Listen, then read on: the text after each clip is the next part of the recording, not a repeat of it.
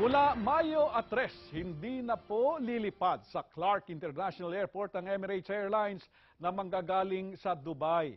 Alamin po natin ang dahilan kay Raquel Salinel.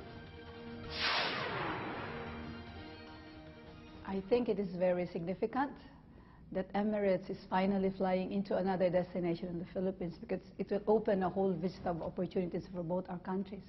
Ito ang naging pahayag ng Ambassador ng Pilipinas sa UAE nang magbukas ang Clark International Airport noong Oktubre 1, 2013 sa biyaheng Emirates Airlines mula Dubai. Suportado ito ng mga mismong taga Pampanga. Ito po ay malaking opportunity po sa mga, lalo na sa mga taga Pampanga po, for their job opportunities po kasi po it will create more jobs for the people who are staying around this area po and for tourist destinations na rin po.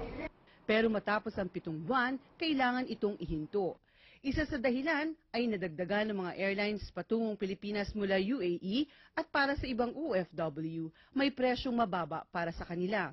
Bukod sa Cebu Pacific at PAL, bumabiyahe rin ang Etihad Airways at ang Qatar Airways kung saan daily rin ang flights nito sa Clark at Manila.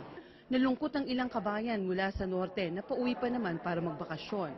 Nalungkot naman po ako kasi yun sana ang inaasam ko na ngayong pag-uwi ko sa Pilipinas by June or July, ako bababa sa Clark kasi mas malapit sana sa bahay ko. Nakasave sa traffic at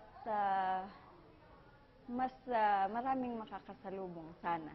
Ang iba, umapila pa. Sana hindi muna nila alisin kung pwede lang sana. Makaka-minus ng traffic para madaling makauwi sa Pangasinan. Ayon sa Emirates Airlines, patuloy pa rin naman ang kanilang operasyon sa rotang Manila-Dubai at sisiguraduhing maisasakay ang pasaherong may bookings patungong Clark sa alternatibong flights. Nagbabalita sa Middle East, Raquel Salinel, Dubai, UAE.